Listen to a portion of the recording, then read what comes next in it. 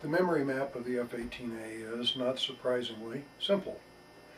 Actually, it's a little more complicated than it needs to be, as we learned after making this sort of computer and learning to program it. There is basically, at the present time, in the F18A, a 9-bit address.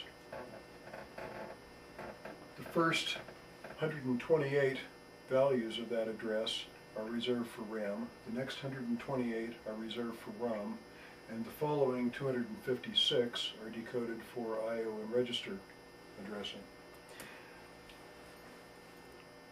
At one time, it may have seemed necessary to put more than 64 words of memory into these computers. The act of actually laying them out, getting them running, and programming them has demonstrated that the trade-offs would be very unfortunate to extend the memory to 128 words, that the space that was left in the address map is not necessary and in fact would be detrimental to fill. The cost in execution time and in energy of having more memory is just unconscionable. Likewise, as we've discovered, it's very difficult to fill a 64-word memory in a node that is supposed to be doing something very fast. Consider, an instruction fetch takes about 5 nanoseconds. Even if one is just reading the words in memory in a node, it's going to take over 300 nanoseconds to read the entire memory. To actually execute those guys is going to take more on the order of 6.8 nanoseconds per word, which is going to be pushing 400 nanoseconds to simply execute 64 words of no-ops. So, if a node is going to have to do something at 10 megahertz, it only has 100 nanoseconds of available execution time per cycle. It cannot possibly execute 64 words of code in that period of time. So, as we learned, there are good reasons for keeping things small and keeping them simple. That's why in the F18B architecture we compress the address.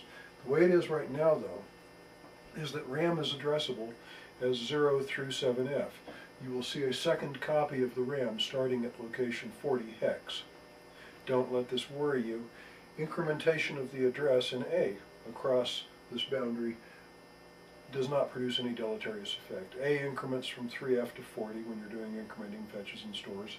However, it wraps around from 7F to 0 if you're doing incrementation.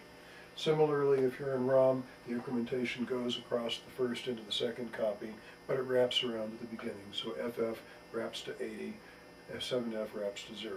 No anomalies are produced, but there is an unnecessary bit in the addressing of each of these elements, and it will be eliminated in the future to achieve some good effects, which we'll discuss when we talk about how instructions are packed and how addresses for jumps are formed.